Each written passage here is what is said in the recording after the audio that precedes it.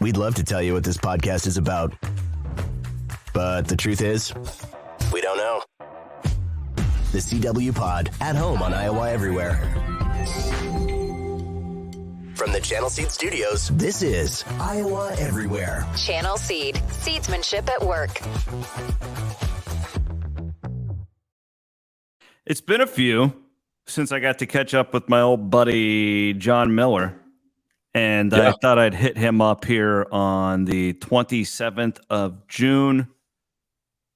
CW Pod, Miller and Williams, whatever you're calling us today. We don't care. It's us two together. We're couple of buddies BSing. talking stuff. We're so I was on vacation last week, Miller. And we really haven't talked much lately because you've been in the middle of this move. It's the middle of propane season. Is that right? Propane season? Is that what we call it? Propane sale season is typically like March through May. So there's that. It's the busiest time of year for me. I probably sell 80% of what we sell on an annual basis in the span of 2 months. So yeah, it's that time of year. You know, it's like a football season ish, you know, for your workload. Yeah. Totally. I respect that. So we'll have a lot more. I have had people asking, where's you and Miller at? And we'll be back. Everybody just calm down. Just calm down. Miller's out there, Hank killing it, man. We're in the Channel Seed Studios, as always, presented by our friends at Circa Sports Iowa. Get that app downloaded. Football season will be here before you know it. I've gotten into the NASCAR betting this year. I got like 4 or 5 bets per NASCAR race. I love it. I've got a winning ticket of yours in my bag. That. I just saw it yesterday. So you and I got to get back out to Circa before a year? I totally forgot about that. You could have totally ripped me off on that and I wouldn't have ever known. I would never do that. So I hope to get back out there in September, frankly. I want to experience a football weekend there. Why don't you come on week 0 with us? I invited myself. I'm in. Let me know what the dates are. Okay. I'll get back to you. No, that'd be a blast. Well, it's kind of being put together, so I'll be in touch. And if I don't make the final invite cut list, that's fine. I've been there once. If there's other people that need, but you do it well. Like here's the deal. Like tell everybody why you and I are good together in Vegas. Well, we can invite anybody, but you can hang with me. Yes, which is that's a big deal to me. It's like, because we do our Circa thing and that's a blast. And then what's going on at midnight? That's the key. And there's only a few people that can hang with me at Benny's at the blackjack table for hours at a time. And Jon Miller, not only do you hang with me, but you allow me to thrive. I feed into the vibe that you're sending out. And that's like one of my skills in life is if I see somebody that's on tilt and they're pissing me off, I will go in and turn the tilt meter up higher. But if I see somebody who is just being their true self, unconcerned with what anyone else thinks about them, and we're in the middle of Benny's playing some blackjack, and old Texas Dolly is right there next to us at another table, and Chris is on third base, and he keeps looking over like a little kid, sees that his buddy just got the new Atari 2600 for Christmas, and all he got was this shitty electronic football game that's handheld. He wants to go over and play with the Atari, and I appreciate that. So, man, we fed into it. Your interactions with Zoom Yay and the dealers, and the kind of bullshit that just comes up on a trip. Because every trip's going to be different. Every trip has its own personality, and this trip was, hey, I just want to sit down and play some cards. I don't know why you guys are here. I'm just here to play some cards. And we did that 1,000 times. We were down at the Lake of the Ozarks last week with another couple and all of our kids. And at night, when the kids are watching a movie, the adults, we play pitch. And I kept doing that every night. We'd sit down. It's a dumb the ladies would be, pouring a glass of wine, and I'd be like, listen, guys, I don't need the bullshit tonight. I don't want the drama. I'm just here to play cards. Okay. I just want to play some cards. How many times was that uttered in our Vegas trip? 100? At least 100. It gets brought up a lot too. I don't remember what it was. We were like at Costco or something like that, and my wife, I don't know the specifics, but she was talking about like some sort of deal, and I was like, we're only saving like, per item, you're only saving like 50 cents if you buy it in bulk. We really want like 15 cases of butter at our house, and Ashley was like, well, still $5. And I explained to her. So for the listeners, we're at these blackjack tables that are total ripoffs, right? Like, and whenever you get a blackjack, you get to spin the wheel, but the wheel always lands on the lowest number. And this one was $20, except when Matt Van Winkle hit 200, which is unbelievable. Yeah, it was unbelievable. And Miller's line for the whole week was, "Hey, I know you may just be disappointed in the $20 right now, but that's $20. It's $20. It's $20 you didn't have." It got to the point where every time there would be a spin and it would spin, there would be a pause at the table because everyone was waiting for me to give the line. Hey, and I did not disappoint them. So anyway, yeah, that was. I still would say this. That is one of the most fun weeks I've had in my entire life, but certainly as an adult. And I would go back and relive it all right now. I hop on a plane tonight because it was just a blast. So we'll do it again. We had fun. So last week, again, we're down at the Lake of the Ozarks. That's kind of like my home away from home. It's my favorite place in the world. And I was obsessed with this Titan submarine story. By the way, when you go to the Ozarks, do you go through Kansas City? No, that's too far over. Okay. I just take 163. I just basically go south of Altoona because I'm in Bonnarant, right? And we just take that all the way down. 63. I literally live like 5 miles west of I-35, just north of downtown. So if you were driving past there and you didn't swing by and say hi, I was going to be pissed. No, I would definitely have done that. No, we go through like Columbia and Jefferson City and all that stuff. So and I'm with my buddy. A little bit of crossover here with from Miller, from two guys named Chris yesterday, but not much because John and I are going to go more in depth into this conversation and what it all means and all that stuff. But so I'm with the guy who's like he is a PhD microbiologist, so like really smart dude who I'm with. You had him on your podcast before. Yeah, Matt Erdman.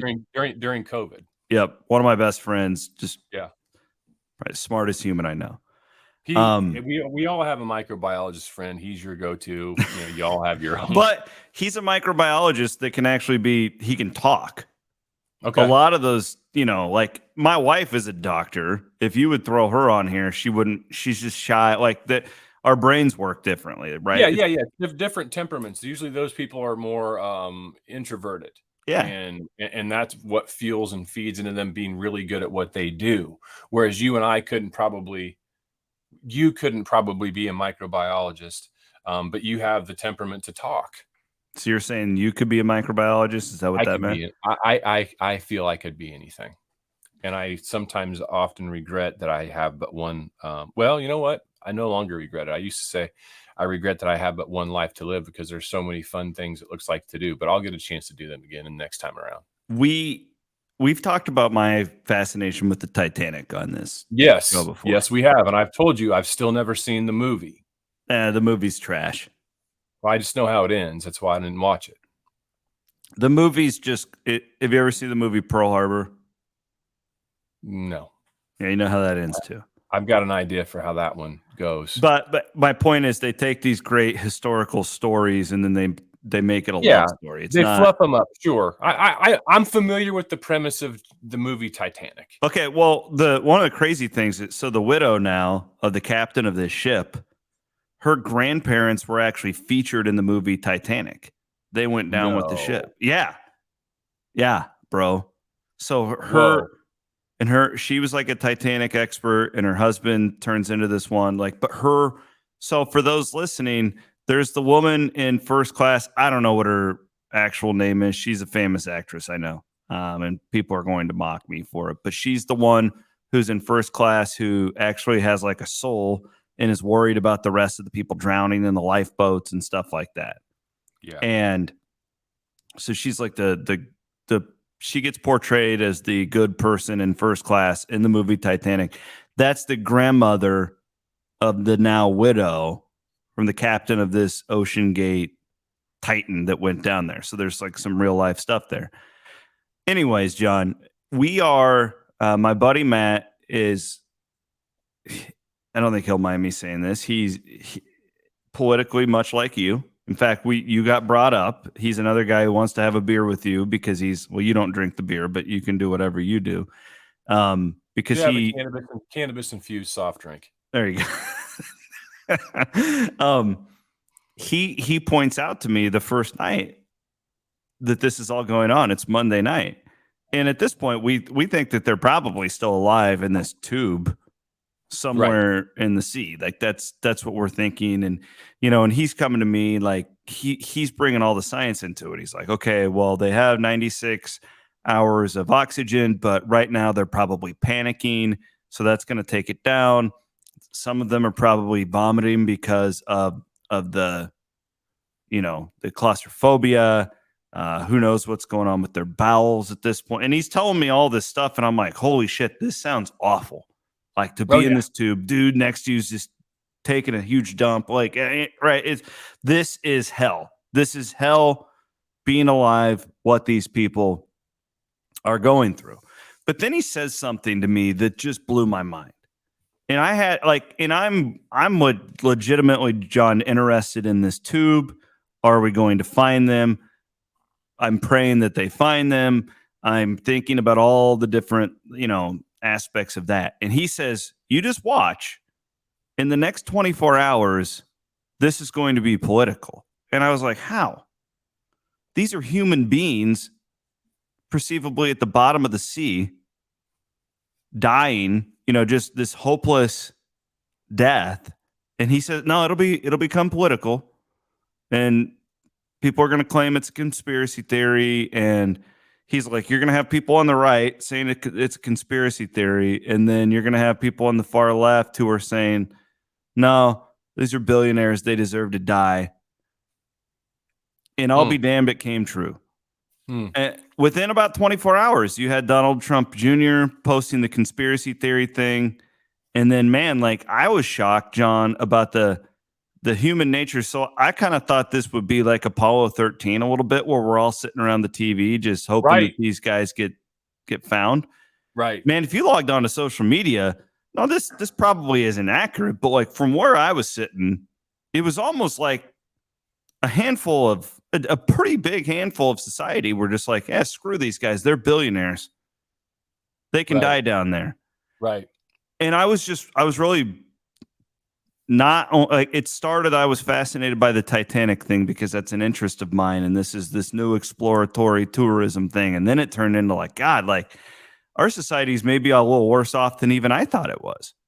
So you had the fun part of the conversation with your buddy, and you're bringing me on to be the sanctimonious, self-righteous guy that I've been for so many years, and that's why I'm like your pass into that world. Right? I was thinking who can I have a really intelligent conversation about this with? And you came to mind. You don't have to be sanctimonious. You could just no.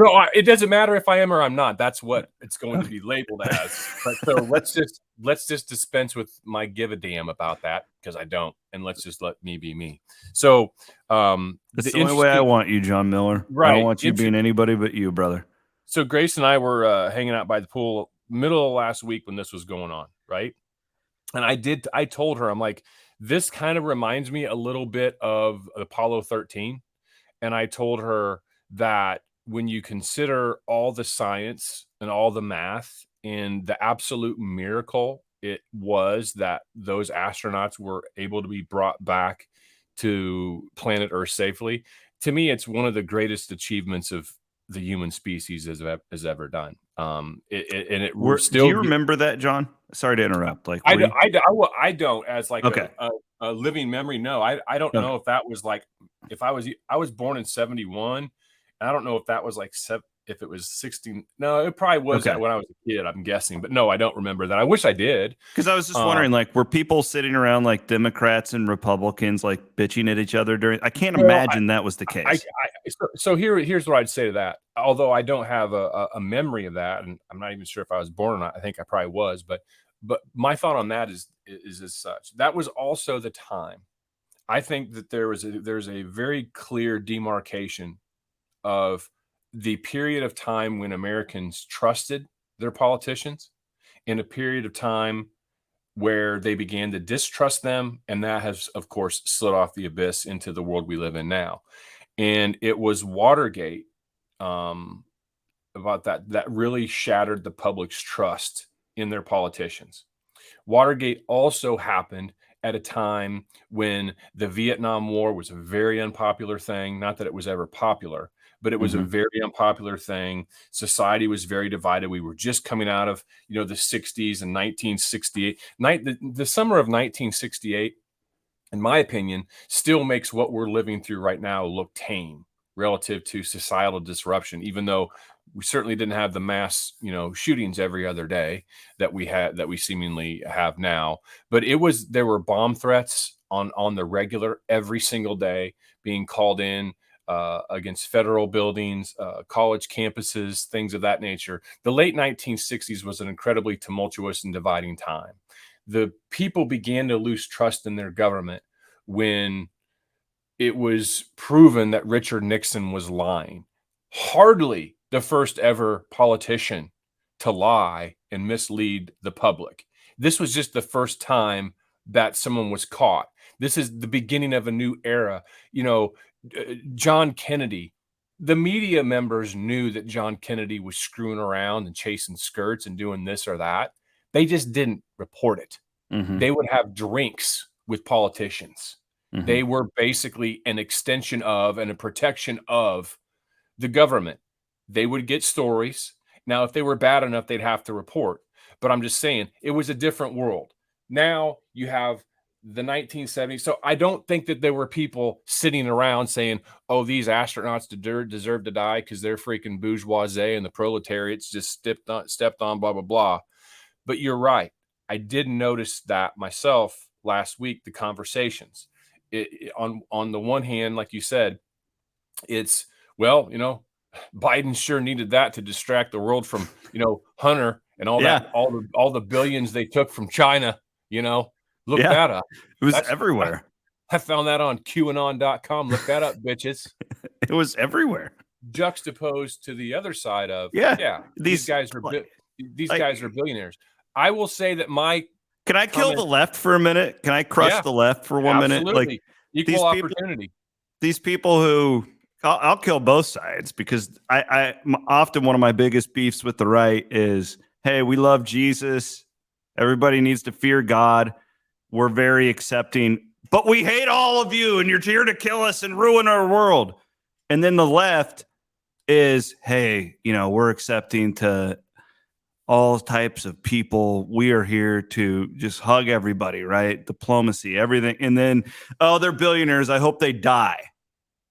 Right? Like, right. It was very obvious with this story. It is. And it's like, this isn't video games. This isn't a movie.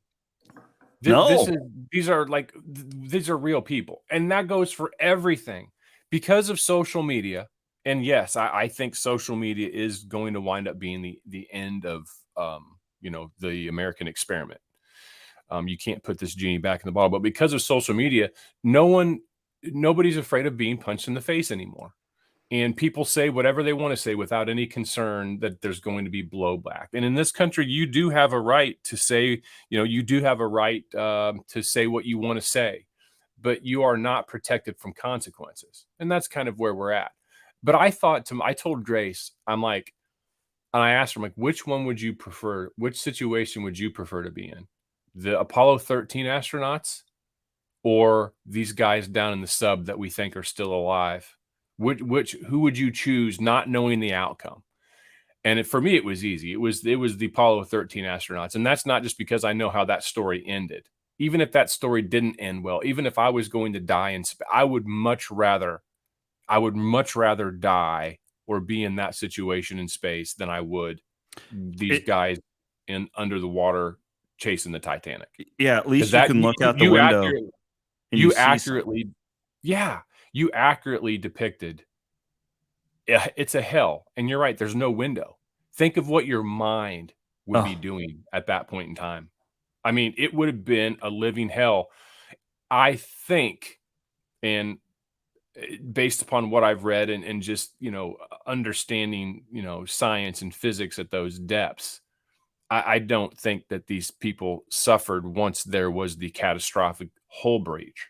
I think they turned into little bowling ball size pieces of carbon pulp instantly. Mm-hmm. But how long did it take for that to happen? How many hours were they living with the threat of we're going to die a horrific, horrific death? Did they even get to the pooping in the corner part? I don't know. Because if that thing just, when they lost contact with it, if it just went right to if it just started to sink, it would have been a matter of hours before they were crushed. Unless they landed on a ledge and then they started to slide down the ledge, which we've seen in movies. I don't know that we'll ever be able to know that, but that was a horrible thing. And to not have compassion for people, I don't know. 19-year-old boy. Yeah, it sucks. And, I did say the hubris of the billionaire class, Icarus, I drew some, comparisons to the story of Icarus flying too close to the sun that I was read and taught in like 6th grade, and it's never left me. And I do think there's a great deal of hubris involved. I think it's involved with these folks that can afford to fly to space. I mean, space is an unforgiving environment. Underneath the ocean, you don't care how rich you are. Nope, that's it. Everyone's equal there, and everyone, rich or poor, has to poop in a corner, allegedly. I would think that this was pretty instantaneous. Yes, once the whole breach happened. It just feels to me like I don't think there's like in this situation. It feels to me like there wasn't like some oh man, we're gonna die within the next hour. I think it just happened. Yeah, that's what I'm hoping for these people, at least. That it just boom. Right. I think that's probably likely. And again, we've talked about this before, Chris. To me, if there are non-terrestrial alien visitors, and they've kind of have the Earth as a satellite outpost for themselves, underwater in the depths of the ocean is where they are. I mean, we can't follow them down there. I don't think our sonar works. I mean, I just, that's where I think that they would be. I would love for somebody, and we'll never get this. So the Navy knew, we've learned almost, that day that this thing exploded. Okay. And we didn't know that at the time. And it makes sense why the Navy wouldn't tell us, because they didn't know for sure. And they wanted to make every effort. And they knew that if they said that, then, people were getting pissed because we were spending taxpayer dollars to try and save billionaires anyways, right? People were already mad about that. If the Navy would have come out and said, we think this thing imploded on day one, imagine what the outcry would have been. The whole taxpayer dollars thing too, to me, is really always an interesting thing, because I never once sit and wonder. I've never been like, oh, I'm mad my taxpayer dollar. That's where electing people has consequences, right? Like you're going to be paying the taxes, and then you just hope you have people in place to use those tax whatever. That's a whole other podcast. But the part that's really fascinating to me, and I don't think we'll ever find it out, but there was the point in this story where the Coast Guard said, hey, we've got these planes and we hear these thumping sounds that are every 30 minutes. And if you read, I was attached to the New York Times. They had a live blog with analysis and all this stuff. Right. And they had these sonar experts who were analyzing these sounds, and they're saying like, oh yeah, this is not oceanic. This is human made. The fact that it's every 30 minutes, the fact that all this is humans doing this. Right. And it sounded like, if you've heard it, it sounded like people pounding on a submarine. Like that's what it sounded like. What the hell was that? If it wasn't these people, like what the hell was that? Because the sound still happened. You can't tell. Listen, I'm not saying it's aliens. Maybe it was like pieces. I've read about these pieces of the Titanic that disintegrate and it constantly falls. But is it doing it every 30 minutes in like a rhythmic sound? Like, I doubt that's the case. What the hell was the sound? Yeah, I read somewhere that it was an SOS, and SOS is, dun dun dun dun dun dun dun dun dun dun. Learned that too as a kid, but. If it was just, I don't know, man. That's a great question. I don't know. I don't even have an answer that would like be non-laughable. It's like I can't imagine that would have been, an other, getting into the back of the selfie to be a part of the story. I don't know. I really don't know.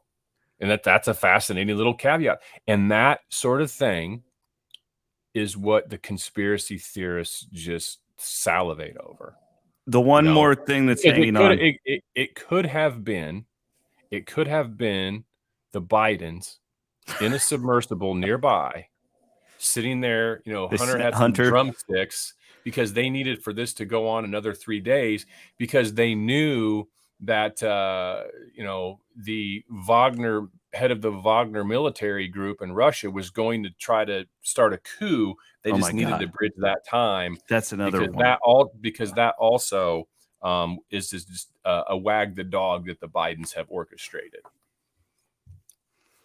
Last thing for me, and then I got to run. This has been a phenomenal. This is exactly what I wanted it to be. This woman. Well, I'm glad you're happy. So this woman who's now a widow. So her husband's the CEO of this Ocean Gate that created this Titan that perished.